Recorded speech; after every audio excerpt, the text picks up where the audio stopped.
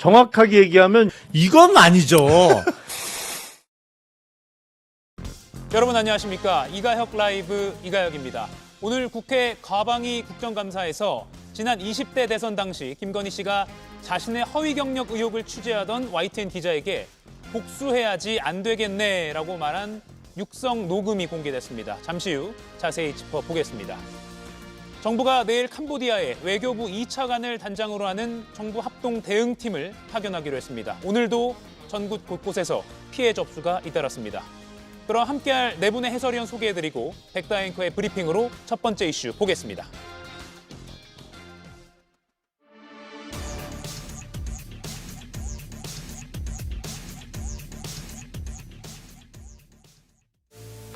내란몰이를 극단적으로 하다 보니까 한 공무원을 죽음으로 내몰았습니다. 민중기 특검에 의한 고문치사라고도 말할 수 있습니다. 왜냐? 자필 메모 아마 정성호 장관 자료 요구를 안 하시고 다른 말씀을 하셔서 그것은 질의 시간에 하시기 바랍니다. 오늘도 과열됐던 법사위 국정감사장. 추미애 위원장은 급기야 나경원 의원의 마이크를 끄고 발언을 중단시키기까지 했는데요. 또 다른 국감장, 때 아닌 전화번호 공개로 아수라장이 됐습니다. 이럴 일이에요?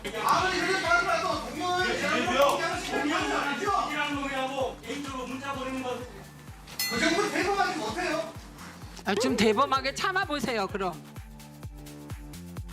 증인 출석한 이진숙 전 방통위원장. 일찌감치 국감장에 앉아 있었지만 과방위는 결국 속개 1시간 만에 정해됐습니다. 네, 이재명 정부 국정감사 이틀 차입니다. 조금 전에 과방위의 이진숙 전 방통위원장이 민간인 신분으로 출석했습니다. 이 전 위원장 발언 먼저 들어보죠. 전혀 상상하지 못한 일이었습니다. 제가 자동으로 면직, 그러니까 해임되고 난 이틀 뒤에, 정확하게 얘기하면 하루 뒤에 저를 수갑까지 채워서 압송한다는 것은 상상하지 못하는 범주라고 생각합니다. 이제 이 정부는 비상식적인 것이 뉴노멀인 상황이 됐다고 생각합니다. 예, 정광재 의원님. 예. 정치적인 체포라는 주장 같은데 어떻게 평가하십니까? 저도 이진숙 전 방통위원장이 이렇게 체포됐었을 때 두 가지 의문점을 한번 던져봤습니다. 첫 번째는 이준숙 전 방통위원장이 아니었어도 이렇게 갑자기 체포될 수 있었을까? 두 번째는 이진숙 전 방통위원장이 받고 있는 혐의가 공직선거법 위반과 공무원의 정치중립 위반인데 이런 혐의를 가지고 체포를 할 만한 사안인가? 이런 것들이죠. 지금 얘기하고 있는 것을 종합해 보면 아무리 생각해봐도 이진숙이기 때문에 체포영장이 집행됐다. 이렇게 판단을 할 수밖에 없는 겁니다. 결국에는 체포 적부심 조사 결과를 받아서 석방이 되기는 했지만 이런 정치적 의도 없이 과연 이런 사안이 벌어질 수 있는 일인가에 대해서 이진숙 전 방통위원장은 강한 의심을 가질 수밖에 없었다고 생각합니다. 이게 가져온 파급 효과가 저는 굉장히 크다고 생각하는데 저처럼 뭐 이재명 대통령이나 민주당 정부에 대해서 상당히 비판적인 논평을 하는 사람들이 많이 있을 겁니다. 국민의힘에도 있을 거고 비판적 의식을 갖고 있는 사람들도 있을 텐데 이분들도 혹시 내가 이런 얘기할 때 경찰에 체포되는 거 아니야? 이런 공포감 가질 수 있다고 보거든요. 그래서 이런 그 사안에 대해서는 분명히 어느 선에서 이런 결정이 이루어졌는지에 대해서도 챙겨볼 필요가 있다고 판단합니다. 예, 김용남 의원님.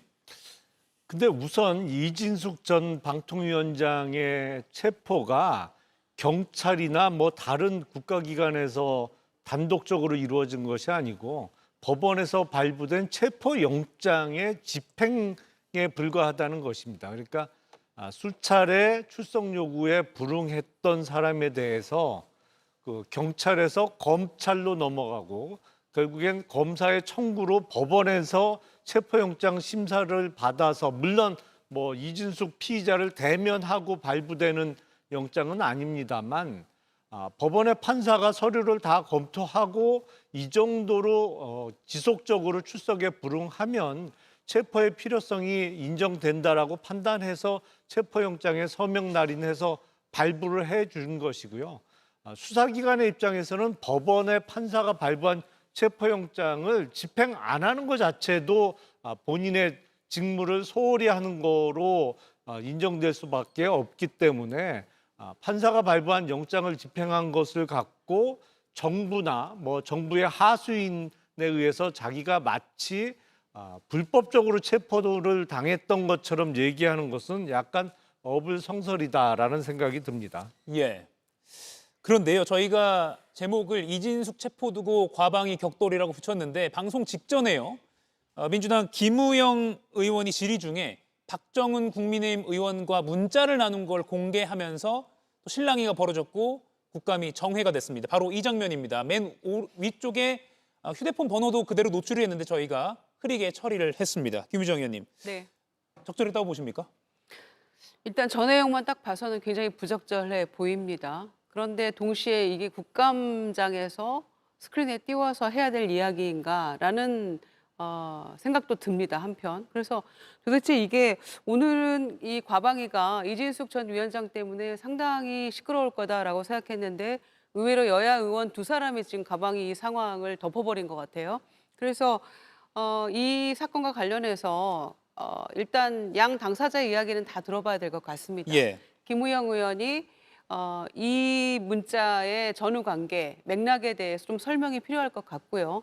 왜냐하면 지금 박정훈 의원은 긴급 기자회견을 열어서 소상하게 일단 기자들에게 설명을 했더라고요. 이 문자 그리고 국감에서의 상황 등에 대해서. 그래서 김우영 의원의 입장도 들어봐야 된다라는 말씀 먼저 드리고요.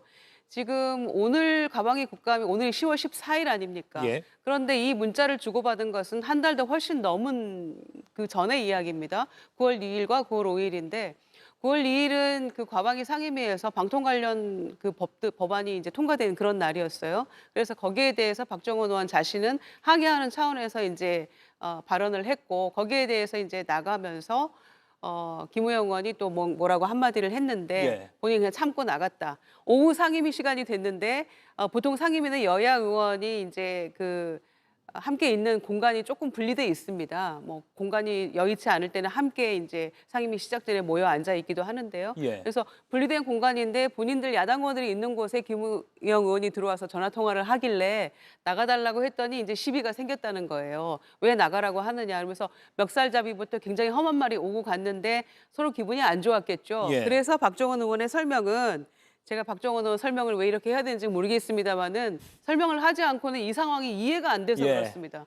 그래서 9월 2일 당일날 저녁에 박정훈 의원이 풀어야겠다라고 생각하고 전화번호를 얻어서 박정훈 의원입니다. 전화 부탁드립니다라고 했다는 거예요. 그런데 답이 없었고 그 다음 날 과방위 상임위여서 9월 3일이 되겠죠. 그날 본인의 이제 처가 관련된 뭐 영상과 이야기를 틀면서 했다는 거죠. 그래서 너무 황당했다는 거죠. 본인 입장은. 예. 그래서 이제 9월 5일 날 이런 문자를 보냈고 본인도 화가 나서 이렇게 했겠죠. 그런데 또 김우영 의원이 이와 비슷한 문자를 또 보냈다는 거예요. 그런데 그 문자는 지우고 본인의 전화번호가 노출이 된 이 영상을 국감 스크린에 한 달이 훨씬 지난 상황에서 올렸다라는 겁니다. 예. 그래서 저는 김우영 의원도 분명히 할 얘기가 있을 거라고 생각해요. 이 전후 맥락에서 예. 어떤 일이 벌어졌는지 서로의 입장 다 들어봐야 됩니다. 그러나 제가 한 가지 분명히 지적하고 싶은 것은 이거는 국감의 대상이 아닙니다. 국감장에서 지금 과방위 굉장히 중요하고 첨예한 이슈가 몰려있는 그런 상임이잖아요. 예. 그런데 이게 지금 국감의 주요한 쟁점으로 떠오르는 것처럼 보이는 것은 매우 부적절하다라는 판단만 드립니다. 예, 다소 김유정 의원 설명을 들어봐도 좀 과거에 있었던 감정적인 부분까지 오늘 조금 노출이 된 것 같습니다. 그렇습니다. 이게 오늘 국감 두 번째 날이죠. 이 정도로 나가면은 글쎄요. 올해 국정감사는 대한민국 헌정사상 가장 아주 유명하게 기록될 그런 국감이 아닌가 생각이 됩니다. 여기서 유명하다는 얘기는 뭐 영어에도 이렇게 구분이 됩니다만은 좋은 의미에서 유명한 거하고 악명 높은 그 유명한 것도 있죠.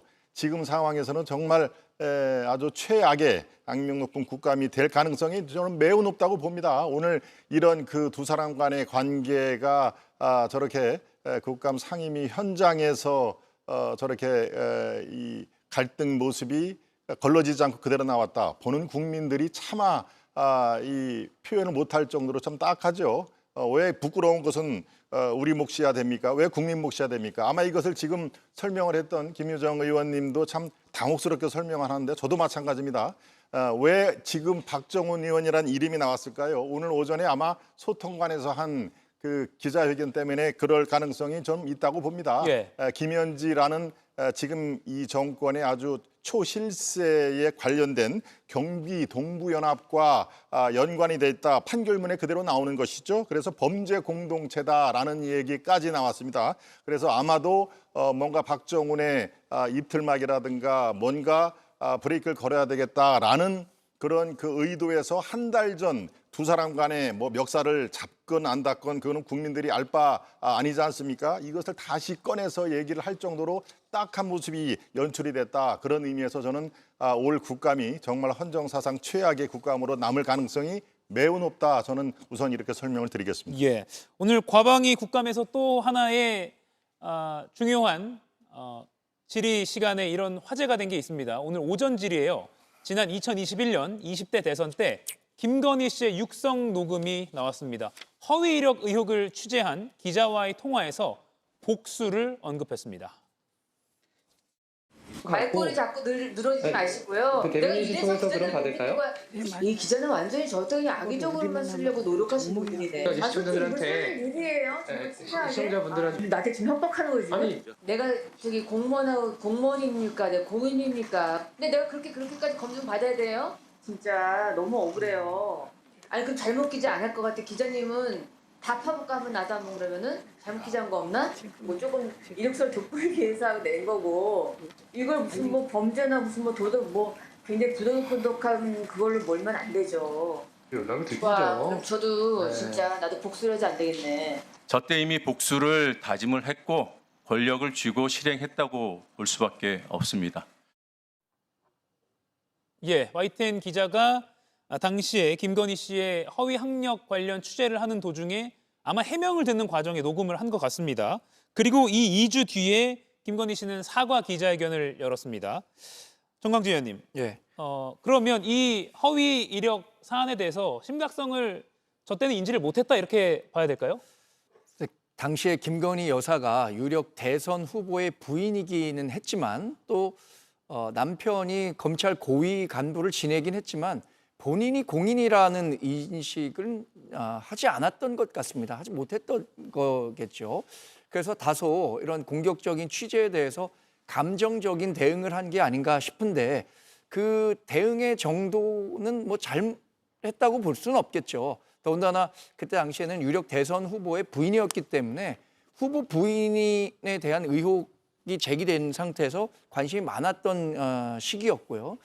근데 지금 그것을 갖고 그 복수를 YTN 민영화로 연결시키는 것은 굉장히 그 여러 단계를 뛰어넘는 그 추론이라고 생각합니다. YTN 민영화는 사실 2000년대 중반서부터 계속해서 논의됐던 겁니다. 외환위기 시절에 공적 자금이 투입되고 공기업이 지분을 갖게 되면서 YTN이 정권이 바뀔 때마다 논조의 변화가 너무 심하다 보니까 이거 차라리 민영화하는 것이 좋겠다라는 논의가 있었고 그래서 2020년 문재인 정부 때도 민영화와 관련한 논의가 있었던 거예요.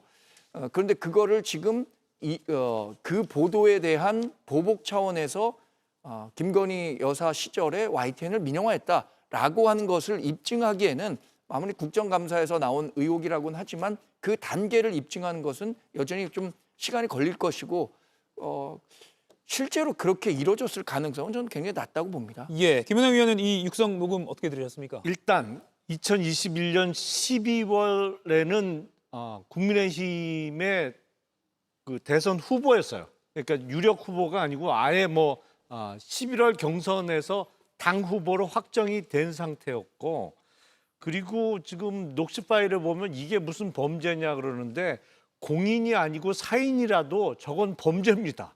그러니까 대학의 어떤 강사나 교수로 지원을 하면서 허위 학력 등을 경력 등을 기재한 이력서를 제출하면 그 교수 임용이나 강사 선발에 관한 그 학교의 업무를 방해한 업무 방해죄예요. 그러니까 범죄인 것이에요. 그러니까 김건희 피고인은 말하는 걸 들을 때마다 상식이 너무 부족하다는 생각을 안 할 수가 없고, 그리고 그 2주 후에 이루어진 사과 기자회견은 사실은 누가 써준 걸 읽은 겁니다. 대신 써준 사람 누군지도 아는데 뭐 하여튼 그건 본인의 진심하고는 아무 상관없는 남이 써준 걸 대신 읽은 기자회견에 불과했고, 저거하고 윤석열 정부에서 이루어졌던 YTN의 민영화하고 무슨 관계냐. 사실은 지금 시기를 확인해 봐야겠는데 아마 저 무렵쯤에 당시 윤석열 후보의 YTN 민영화가 대선 공약에 포함이 됩니다. 예. 그렇기 때문에 저 악감정이 영향을 미쳤다고 못 볼 바 아니다라는 생각이 듭니다. 예. 김유정 의원님, 노정면 의원도 이 녹취를 공개하면서 YTN 매각과 연결을 지어서 의혹을 제기한 거거든요. 이 녹취 파일의 파장이라고 할까요? 어디까지 좀 번질 것으로 예상하십니까? 내용으로 봐서 상당히 충격적이지 않습니까? 그리고 김건희 씨의 목소리를 들어보면 반성 사과 기자회견 할 때, 그리고 지난번에 민중기 특검에 출석할 때 아무것도 아닌 제가 막 이렇게 말할 때와 이 기자와 통화하는 목소리, 야누스의 두 얼굴 같지 않습니까? 전혀 다른 사람으로 변신하잖아요. 그랬기 때문에 이 정권에서 지난 3년간을 되돌아보면 뭘 하든 항상 그 이상이었잖아요. 그리고 공사 구별이 안 되는 부부였지 않습니까? 해군 함정으로 다금바리 술안주 날르고, 그다음에 종묘를 카페처럼 사용하고, 또 이재정 의원이 외토기 국감에서 밝힌 바대로 소위 퍼스트 독을, 반려견을 대사관 통해서 뭔가 의전까지 챙겨라라고 했다는 거 아니겠습니까? 그래서 대사관에서 아마 그런저런 어려움을 얘기했기 때문에 함께 동반해서 프랑스 가지는 못했겠죠. 이런 상황을 봤을 때 그러면 그런 제가 열거한 사건들은 국민들의 상식에 부합하는 겁니까? 전혀 아니지 않습니까? 그런 점에서 이 YTN을 소위 팔아넘기기까지 이 정권에서, 지난 정권에서 본인의 어떤 YTN을 대상으로 한 이 복수심이 여전히 남아 있었다고 생각합니다. YTN은 나에게 모욕감을 주었어. 거의 이런 느낌 아니겠습니까? 웃으면서 얘기하지만 전혀 반성의 기미도 없고 허위 이력을 기재해놓고 돋보이고 싶었다라는 그 말을 여전히 반복한 거 아닙니까? 사과문에서도 반성 기자회견에서도 그 얘기 했었잖아요. 그러니까 반성의 기미도 없고 부끄러운 줄도 모르고 그런 마음이 여전히 지속이 됐던 것이고, 그게 뭐가 문제인지에 대해서 문제의식도 없었던 가운데 YTN을 매각하기까지 저는 일련의 상황들은 충분히 가능성 있는 시나리오라고 보여집니다. 그래서 이 부분도 명확한 증거를 어떻게 확보할 수 있을지는 모르겠습니다만은 노정면 의원이 제기한 이 문제는 적어도 매우 합리적 의심은 드는 대목이라고 생각합니다. 예. 김동훈 의원님. 예. 여기 복수라는 말이 나오기 때문에 저런 그 지적이 나오는 것도 충분히 공감이 됩니다. 좋아, 그럼 나도 진짜 복수를 해야지 안 되겠네라는 의미에서 그 뒤에 YTN이 유진이라는 기업으로 매각이 됐단 말입니다. 그런데 그렇게 YTN은 매각을 해서 그게 꼭 그 복수냐라고 면밀하게 따져보면은 꼭 그렇지 않을 수도 있습니다. YTN의 소유 지배 구조가 바뀐다 해서 지금 저 김건희 여사와 지금 언쟁을 하는 그 기자의 아주 막대한 타격을 받거나 그런 것은 이것을 면밀하게 따져보아가지고 복수를 하는 게, YTN을 매각을 하는 게 저 때 나오는 복수일 것이냐, 뭐 그럴 수도 있겠습니다만은 이 매각을 하면요, 사장을 비롯해서 정말 최고위층 몇몇 분들이 바뀌지만 기자들의 어떤 신분이라든가 이런 건 크게 변하지 않습니다. 저도 기자 출신이기 때문에 그 경험상 말씀을 드립니다. 그런데 지금 YTN을 가보면요, 이 매각에 대해서 아직도 현수막이 붙어 있습니다. 매각이 원천무효를 주장하는 게 있습니다. 이것을 주장할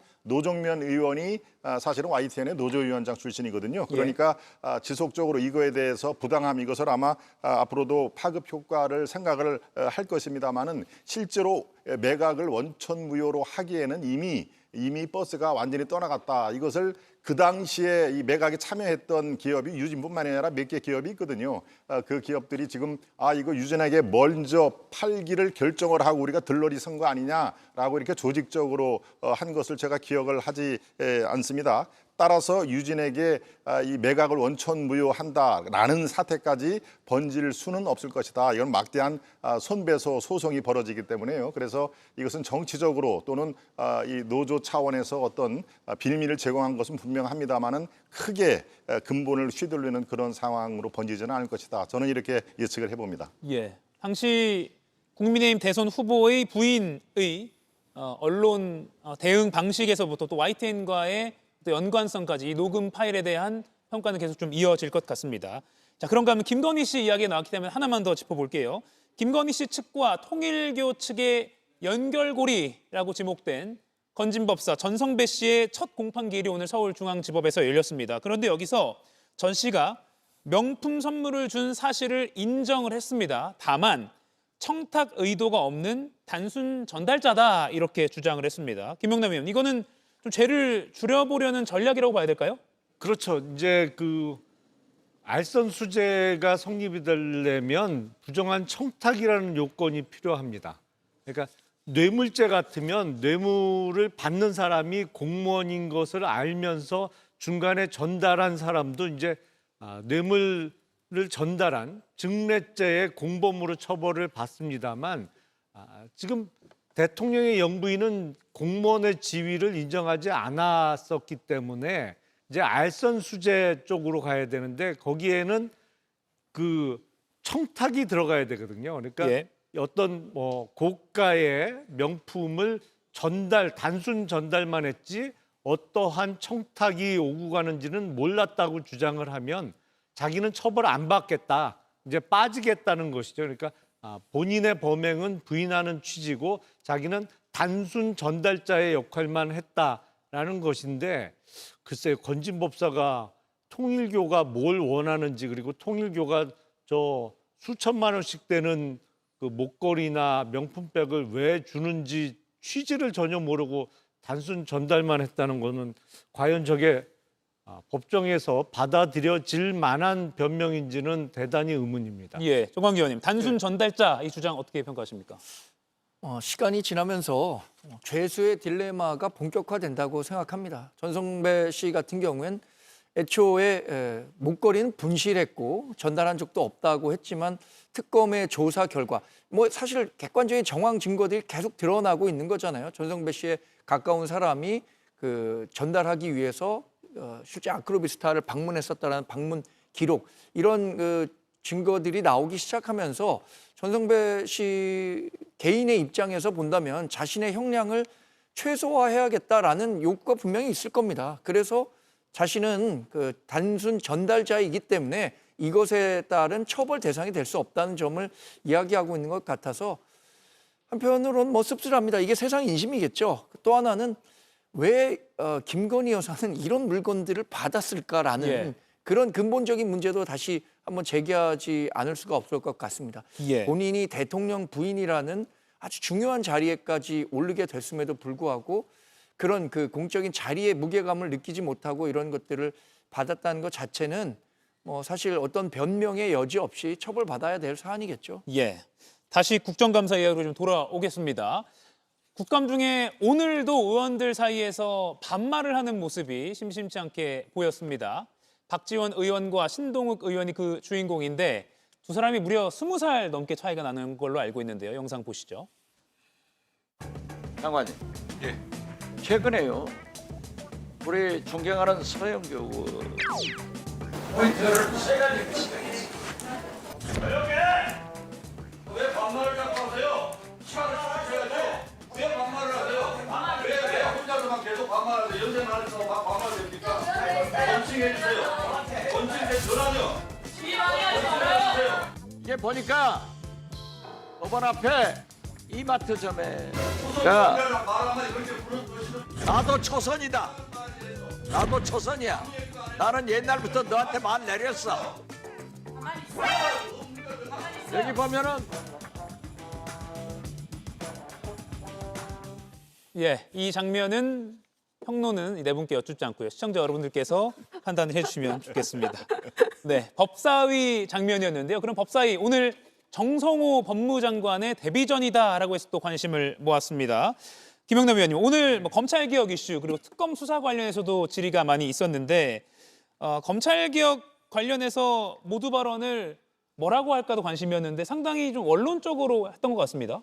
그렇죠. 정성호 장관은 사실은 장관 취임 전부터 또 취임 이후에도 상당히 원론적인 이야기를 하고 있어요. 그러다 보니까 여당의 이른바 강성 지지층으로부터는 조금 약하다 뭐 이런 평가도 받고 있습니다만 사실은 법무부 장관으로서 할 수 있는 이야기는 대단히 원칙적이고 원론적인 이야기가 바로 정답이라고 생각을 합니다. 그러니까 정치적인 지지층이 원하는 뭐 강력한 아니면 어떤 정치적인 약간 편향성을 띌 수 있는 발언은 오히려 뭐 장관 전반적으로 바람직스럽지 않겠습니다만 더군다나 대한민국의 법 질서를 책임지는 부처인 법무부 장관으로서는 정치적 편향성이 담긴 발언을 삼가하는 게 맞을 거고 그런 원칙에서 정성호 장관이 오늘 국감 데뷔전에서도 지극히 당연한 이야기,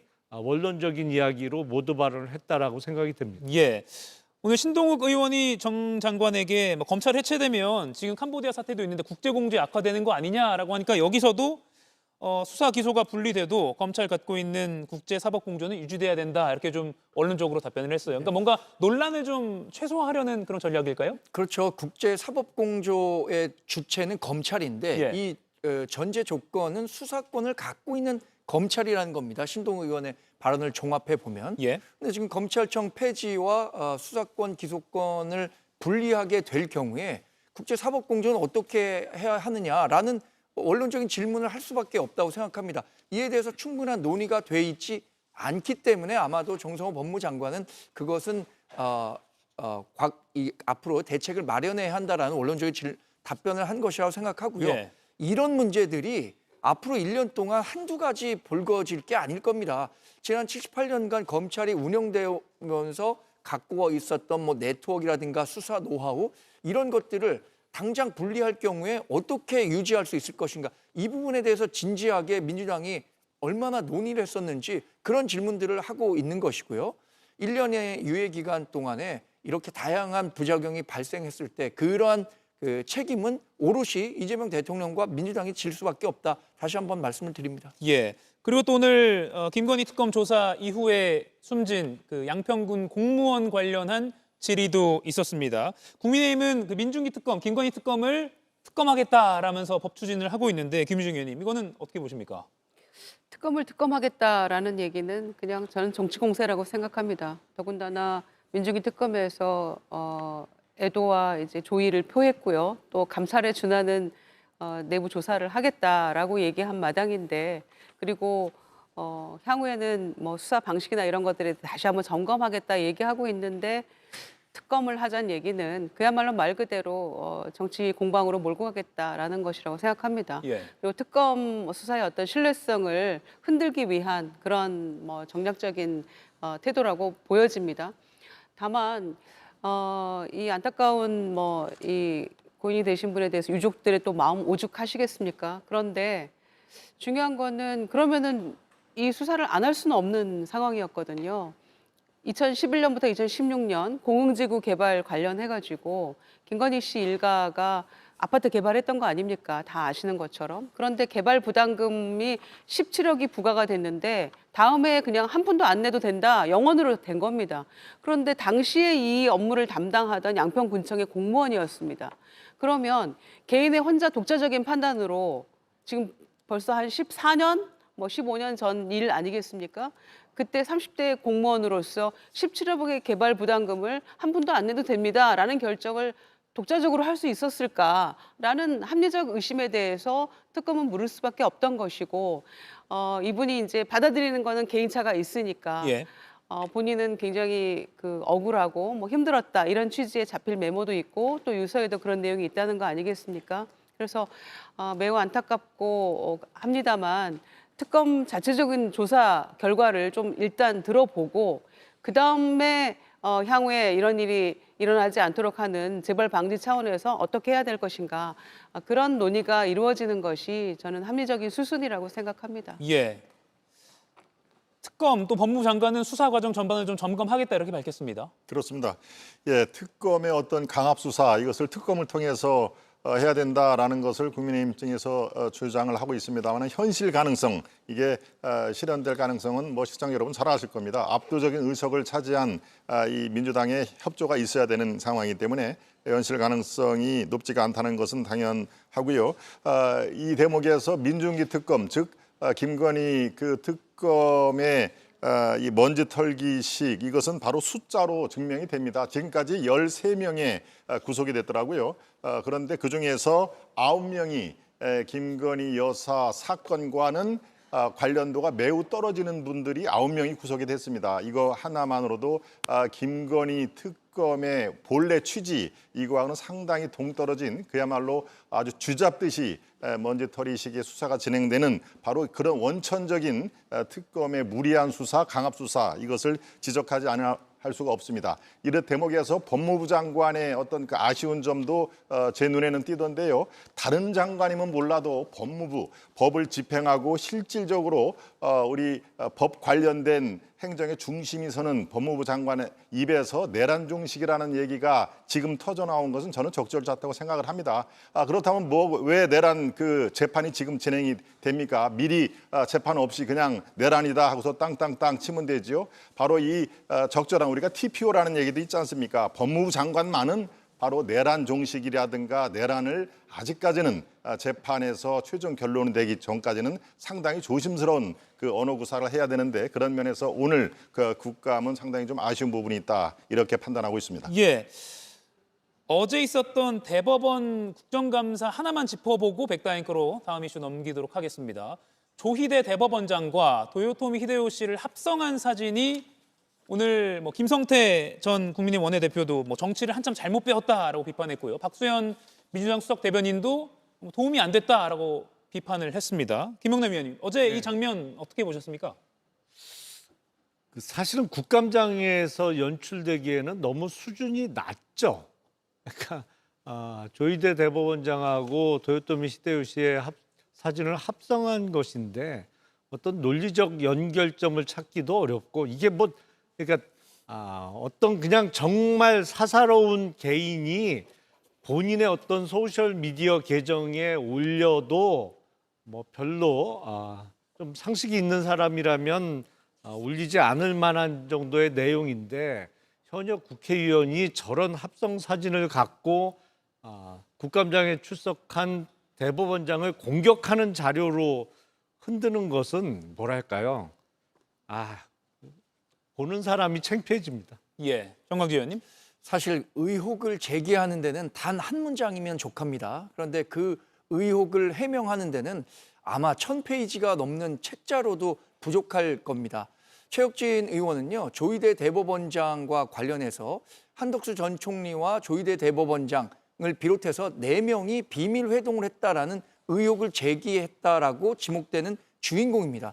근데 그런 부분에 대한 해명은 하나도 하지 않고 오히려 극좌 커뮤니티에서나 나오는 내용을 가지고 사법부의 수장을 저렇게 조리돌림식으로 비난하고 조롱했다는 것 자체가 저는 앞으로 최혁진 의원이 얼마나 더 오래 정치를 할지는 모르겠습니다만 나중에 자기 정치를 뒤돌아볼 때 내가 그때 정말 너무했구나라는 흑역사로 기록될 거다라고 생각합니다. 예, 다음 이슈는 백다앵커의 브리핑으로 보겠습니다.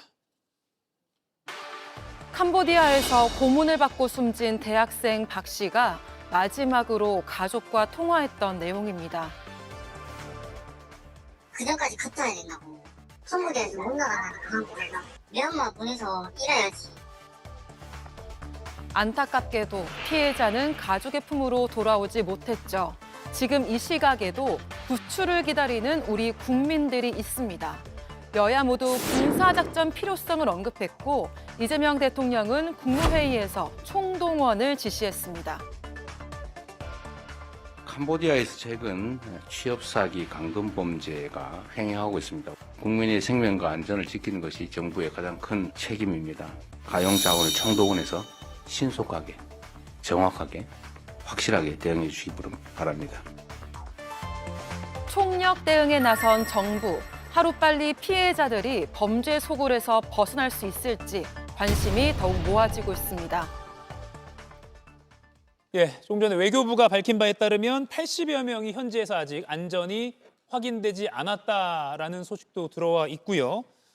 그리고 오늘 대통령이 직접 주재한 국무회의의 핵심 의제 중에 하나도 바로 이 문제였습니다. 김유정 의원님. 네. 대통령이 피해자, 연루자 신속하게 송환하라라고 주문했습니다. 좀 속도가 붙을까요? 아무래도 그래야 되겠죠. 예. 그러니까 작년에 급격하게 늘어났고 올해는 지금 더 많이 늘어난 겁니다. 2023년을 기준으로 봤을 때도 작년에 220명 정도가 지금 실종 상태라고 하니까 굉장히 늘어난 셈이죠. 올해는 더 늘었고요. 그런 점에서 지금 원래 캄보디아 정부가 조금 미온적이었는데 한국에서 굉장히 지금 이게 논란이 커지고 또 대통령 포함해서 정부에서도 이제 발벗고 나서고 이런 상황이 되다 보니까 소위 코리안 데스크 만드는 거에 또 콧방귀도 안 끼다가 지금 이제 조금 더 전향적으로 태도를 갖췄다고 합니다. 원초적으로 캄보디아 이 수사 당국과 이렇게 좀 원활한 협조 관계가 잘 안 됐다 그래요. 그래서 코리안 데스크도 사실 태국이나 필리핀 지금 2군데 정도밖에 없는데 몇 명 정도 나가 있나 보니까 3명, 2명 이 정도 경찰들이 거기에 상주하고 있더라고요. 그러니까 그 정도 인력만 일찌감치 뭔가 자리 잡고 있었어도 조금 더 이 실종이나 이런 사태들을 조금 더 줄일 수 있지 않았을까, 도움이 되지 않았을까 이런 생각도 해보는데요.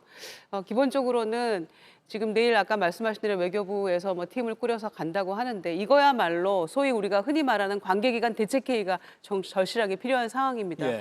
대통령께서 TF 구성하고 이렇게 됐다고는 합니다만은 이건 단순히 외교부의 문제만도 아니고 행안부, 법무부, 그다음에 국정원 총 포함해서 저는 이 대책회의가 좀 기구가 만들어져야 된다고 생각하고요.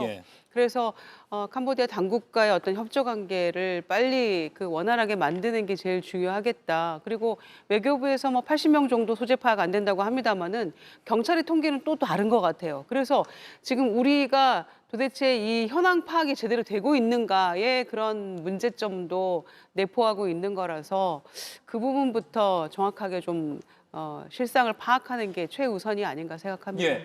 현지 수사기관과 공조가 가장 중요한데 이게 아직까지 잘 안 되고 있는 게 가장 좀 큰 걱정입니다. 그렇습니다. 가장 문제가 공조 수사가 앞으로 잘 될지 여부도 불투명하다는 것이거든요.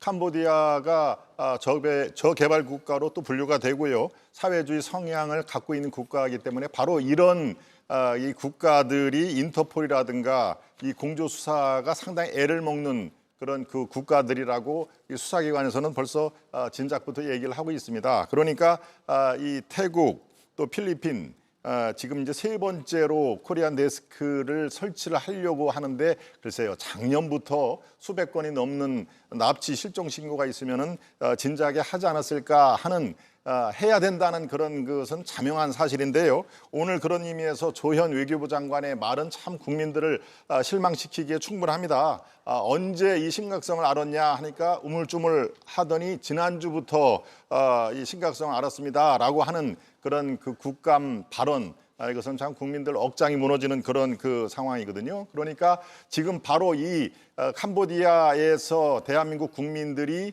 수백 명이 될지도 모르는 국민들이 지금 감금을 당하고 있다는 걸 생각을 하면요. 여기에 여야가 있을 수가 없습니다. 그래서 저는 이 땅에 떨어진 이 정치권의 신뢰를 만회할 수 있는 하나의 계기로 이거를 우리가 삼아야 된다. 그래서 명칭이 어떻게 됐든 간에 여야 합동으로 대책 기구를 세워서 이번에는 이제 외교부 정말 능력이 아직까지 국민들이 인정을 하지 않는 외교부를 전폭적으로 지원을 해서 인터폴이라든가 공조수사 이게 하루빨리 이루어져야 하는 그 상황임을 여야가 공히 지금 인식을 해서 이번에야말로 떨어진 신뢰를 정치권에서 회복할 수 있는 서로의 기회일 수도 있다. 저는 이렇게 판단하고 있습니다. 외교부 통계에 따르면 지난해 220건이 납치 감금 신고가 접수가 됐고요. 한국인만 따졌을 때요. 그리고 올해는 8월까지 330건입니다. 올해는 한 해 전체가 아니라 1월부터 8월까지만 지금 330건 이 수치입니다. 정광재 의원님, 이게 접수된 게 이렇다는 것이고 실제 피해 사례는 지금도 오늘도 많이 신고가 접수가 된 걸로 봐서는 계속 늘어날 것 같습니다. 그렇죠. 실제로 범죄 통계를 놓고 보면요. 이른바 암수 범죄라는 게 있습니다. 통계에 잡히지 않는 범죄를 말하는데 이게 마약 수사 같은 경우에는 암수 범죄 비율이 무려 28배에 달한다고 합니다. 그러니까 예. 한 건의 마약 수사가 적발됐다면 28건의 적발되지 않은 다른 범죄가 있다는 거죠. 사실 지금 캄보디아에서 이루어지는 범죄가 얼마나 암수 비율이 되는지는 정확하게 알 수는 없습니다만 통계상으로 잡히지 않는 다양한 사례들이 있을 겁니다. 실제로 최근에 20대 청년이 이렇게 무고한 사망 사건이 밝혀진 이후에야 여러 관련 접수가 되고 있는 예. 거잖아요. 그런 측면에서 본다면 지금 알려진 것보다 훨씬 더 많은 사람이 피해의 영역에 놓여 있다라고 인식하고 더 적극적인 외교적 노력을 강구해야 할 겁니다. 예. 경찰도 조금 전에 보도 자료를 냈는데요. 캄보디아 내 한국인 대상 범죄 신속 수사하겠다. 그리고 사전에 차단하는데 총력 대응하겠다라는 발표를 했습니다. 그리고 캄보디아 내에 코리안 데스크, 그러니까 한국인 경찰이 직접 현지 수사기관에 들어가서 같이 공조를 하는 코리안 데스크 설치를 추진하겠다 등등 신속하게 우리 국민을 송환하겠다 여러 가지 방안을 내놨습니다. 전국적으로 피해 신고가 잇따르고 있습니다. 이 문제 오늘 주무부처 장관들이 출석한 국정감사에서도 지적이 여럿 나왔습니다. 한국인 피해의 사망자에 대한 부검에도 참여한다는 이런 보도가 나오고 있는데 경찰이 사법공조를 요청했지만 진행이 좀 잘 안 됐습니다. 법무가 사법공조를 요청해갔고요. 3차례 정도 화상회의도 했습니다. 부검에도 저희가 참여할 예정이고요. 필요하다면 저희도 수사관도 좀 파견할 생각입니다.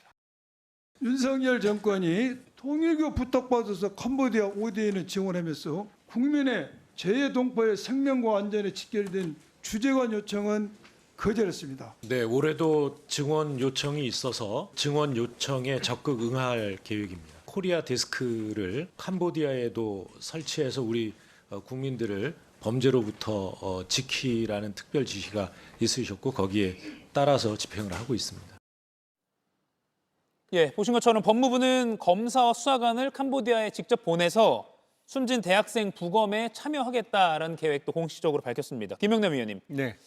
이 정도 수준을 넘어서 현지 범죄 집단 수사에 네. 우리 수사 당국이 좀 관여라고 할까요? 공조를 할 수 있는 그런 구체적인 방법이 있습니까? 그야말로 공조죠. 그러니까 우리나라의 검사나 경찰관이 캄보디아에 파견을 간다고 해서 수사권이 생기지는 않습니다. 예. 그러니까 그거는 그 나라 영토기 때문에 우리가 수사권을 행사할 수는 없습니다만 사실상 한 팀으로 팀을 꾸려서 수사를 할 수는 있죠. 그러니까 이른바 업저버 내지는 참관인의 자격입니다만 부검에도 같이 들어가고 그리고 어떤 피해자의 소재를 발견했다고 하면 우리나라 쪽에서 캄보디아의 경찰이나 어떤 수사기관의 사람하고 같이 이동을 해서 적이 있으니까 저기에 있는 사람을 구출하고 관련자들 범인들을 체포해달라고 요구를 해서 그렇게 같이 다니면서 일을 합니다만 우리나라 공무원이 단독으로 거기서 어떤 범인을 체포하거나 타인의 주거나 사무실에 들어가서 피해자를 꺼내올 수는 없죠. 예. 캄보디아의 주권을 침해하는 또 논란이 될 수 있으니까 그렇겠네요. 그럼 하나만 더 여쭤보죠. 검사 출신이시니까. 흔히 이제 국제 공조라고 하면 우리 법무부가 우리 외교부를 통해서 우리 외교부가 캄보디아 외교부를 통해서 그럼 캄보디아 외교부가 캄보디아 법무부 이렇게 외교부와 법무부를 계속 거쳐야 되는 거잖아요. 이걸 좀 단축시킬 수 있는 방안은 없습니까?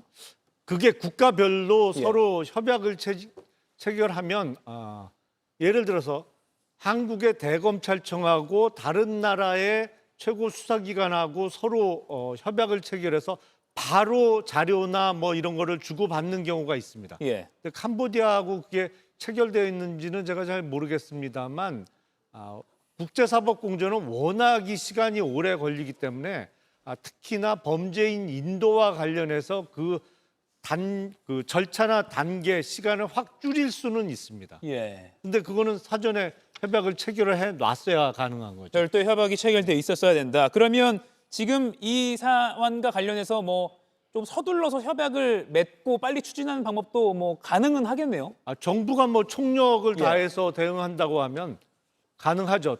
더군다나 이제 우리가 개인과 개인 간의 관계에서도 이른바 갑을 관계 이야기를 많이 합니다만 국가도 마찬가지입니다.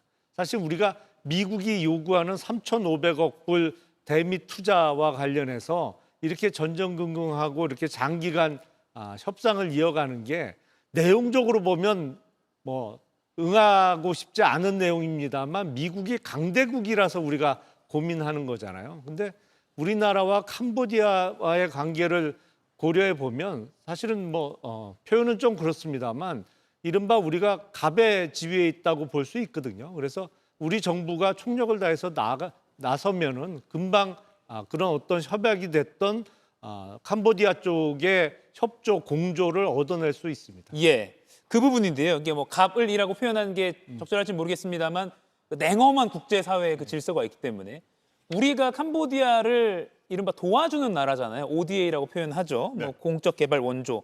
캄보디아가 우리 ODA를 받는 나라인데 이번에 이렇게 협조적이지 않다라는 그런 평가 때문에 그럼 이걸 좀 ODA를 우리가 지원하는 걸 좀 줄여야 되는 거 아니야? 이런 여론도 있거든요. 예, 저는 뭐 줄여야 한다 또는 이 캄보디아의 그 태도를 전향적인 태도로 나오지 않을 때까지 중단해야 된다. 이런 그 선언적인 액션은 필요하다고 봅니다. 지금 말씀드렸다시피 저개발의 사회주의 국가들은 캄보디아뿐만 아니라 대개는 다 이런 식으로 나온다는 거죠. 그러니까 지금 현재의 우리가 강대국이고 시혜를 주는데 너희들 왜 말을 안 들어? 이런 것은 말로만 굳혀서는 안 됩니다. 구체적으로 마치 우리가 미국과의 관세 협상 때 마가 프로젝트의 S가 쉽빌딩 아닙니까? 바로 조선 산업을 매개로 해서 우리가 회담을 좀 유리하게 이끄는 전략을 썼듯이 지금 상황에서는 ODA를 반드시 이번에 제일 앞에 세워야 된다고 저는 생각을 합니다. 그런 의미에서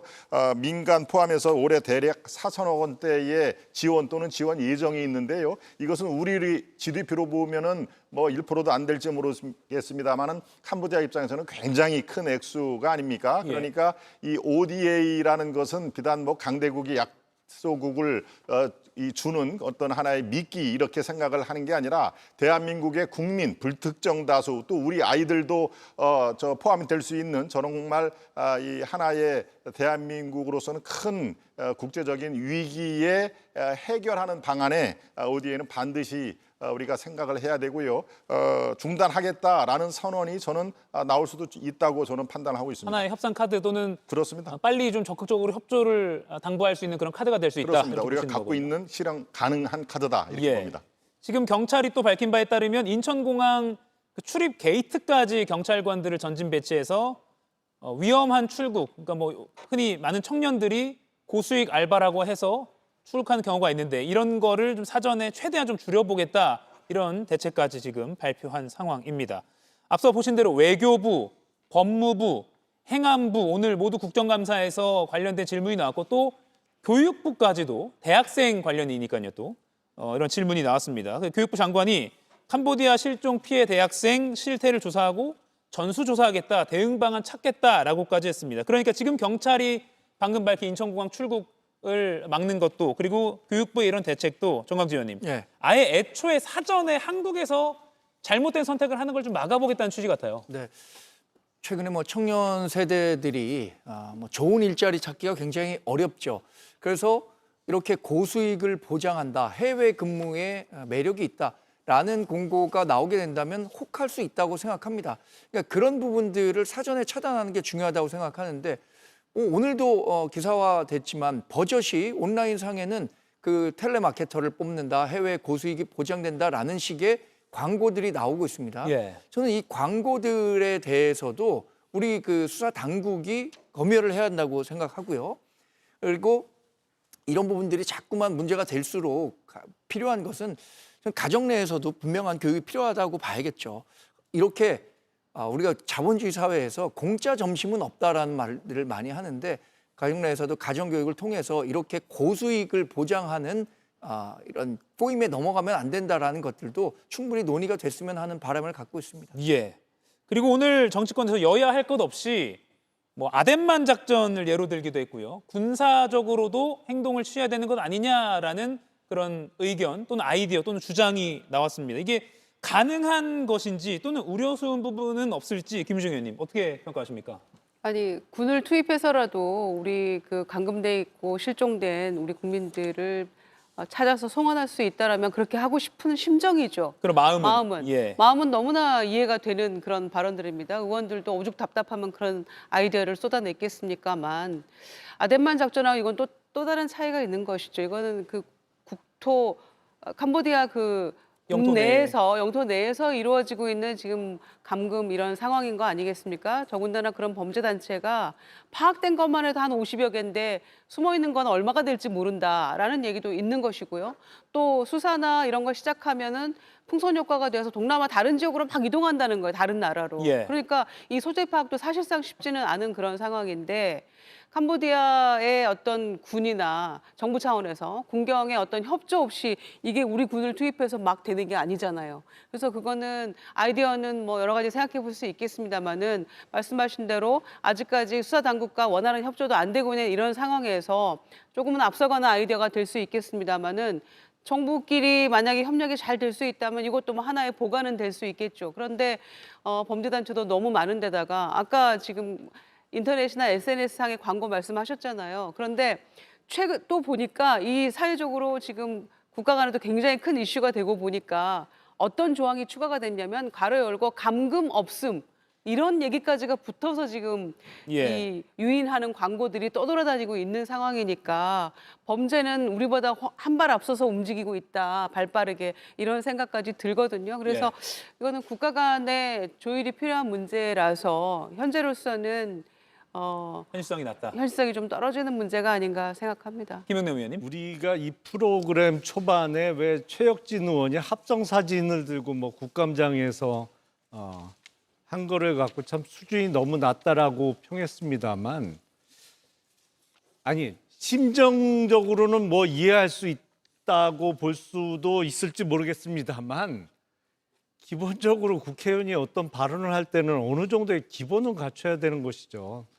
그 아덴만의 여명 작전은 그게 어느 나라의 영해에도 속하지 않은 공해상에서 작전이었기 때문에 가능한 것이죠. 그게 소말리아의 영해 안에서 있었다면 그런 작전을 못 펼치는 것이고 그거는 이제 영해 침범의 문제가 생기는 것이고 더군다나 캄보디아 국토 내에서 군사작전을 운운하는 것은 글쎄요 이게 무슨 인기를 얻기 위한 깜짝 발언인지는 모르겠습니다만 이게 뭐 수준이 너무 점점 낮아지는 것 아닌가요 우리나라 국회?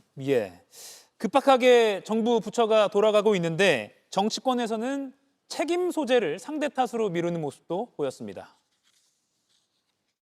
윤석열 정권이 캄보디아 ODA 사업 예산은 대폭 늘린 반면에 정작 국민의 생명은 뒷전이었다는 것이 밝혀졌습니다. 국제범죄 대응 인력은 줄이고 경찰 주재관 증원 요청도 외면했던 것으로 드러났습니다. 그 사이에 캄보디아에서 2023년 21건이었던 감금 신고는 2024년 221건으로 10배 증가했습니다. 언제까지 국민이 불안에 떨어야 합니까? 이재명 대통령이 이번 사태 해결에 직접 나서야 합니다. 말이 아니라 행동으로 국민의 생명을 지키는 것이 국가의 최우선 과제임을 분명히 보여주기 바랍니다.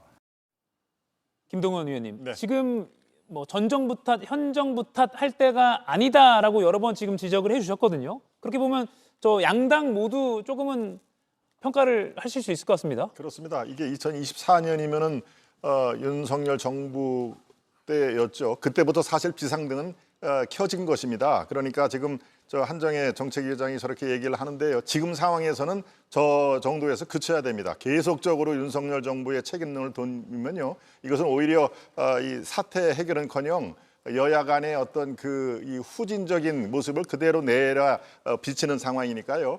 저기서 끝내야 됩니다. 저 정쟁으로 가면 안 됩니다. 제가 말씀드렸다시피 여야가 떨어진 신뢰 추락을 극복할 수 있는 지금 하나의 대형 이슈 아닙니까? 대한민국의 외교력을 시험대에 지금 올려놓는 그런 상황이니까 이제 여야가 상설기구든 아니면 임시로 TF든 여야 이름으로 지금 대응을 해야 됩니다. 바로 그것이 지금 우리 정치권이 해야 될 숙제고요. 저렇게 윤석열 정부 얘기가 두 번 다시 나오면은 오히려 사태 해결에는 마이너스다 이런 말씀 드립니다. 김희중 의원님.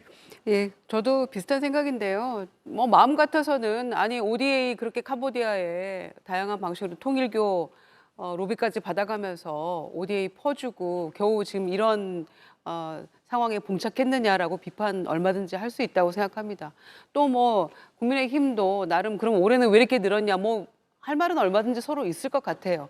이거 굉장히 정부에서 신경 못 썼던 게 맞는 것 같고 오늘 조현 외교부 장관도 이런 심각한 상황을 지난주에야 파악했다라고 하는 것도 질타받아 마땅한 답변이라고 생각합니다. 그래서 이거는 지금 전 정권, 이번 정권 서로 탓하고 있을 게 아니고 서로 할 얘기는 굉장히 많을 거라고 보여지고요. 지금 당장에 외교부가 파악한 80명 소집 파악 안 되는 우리 국민들 어떻게 찾아서 송환해 올 것인가. 대통령은 아주 애타는 마음으로 뭐 빨리 송환해야 할 것을 각 부처에 지시도 하고 했는데 그 부분에 서로 머리를 맞대야 되는 게 아닌가 생각하고요. 예. 대사도 빨리 임명을 하는 게 저는 맞다고 생각합니다. 지금 비어있는 상황이니까. 예. 캄보디아 대사관이 15명 있는데 주재관 1명, 협력관 2명, 이 3명이 이 관련된 사건에 대해서 담당을 하고 있다 그래요. 그러니까 아까 윤호중 장관도 늘리겠다라고 얘기를 하고 있으니까 대사도 빨리 임명하고 하여튼 이 문제에 총력을 기울여서 수사력, 외교력 모든 것들을 전력 투구해야 될 시점이라고 생각합니다. 예. 이렇게 정치권이 내 탓 공방을 서로 벌이는 동안에도 현지에 감금된 피해자들은 생명의 위협을 받고 있을지 모릅니다. 현지에서 피해자 구조를 돕고 있는 선교사는 제발 오지 말라 이렇게 호소했습니다. 지금 2-3명 정도가 지금 구출을 기다리고 있는 경우도 있거든요. 그런데 그중에 한 친구는 연락이 지금 저와 거의 다 끊어진 상태입니다. 아마 탈출하는 그 계획이 탈로가 난 것이 아닌가 그렇게 생각하고 있습니다. 제발 오지 마십시오. 제발 속지 마십시오. 여기 와서 구출한 것도 중요하지만 가장 중요한 것은 한국에서 먼저 오지 말아야 됩니다. 예, 한국에서 먼저 오지 말아야 된다. 안 가는 게 제일 중요하다라고 현지에 있는 선교사가 여러 번 강조했습니다. 네, 오늘 네 분과의 대화는 여기서 마무리하겠습니다. 고맙습니다.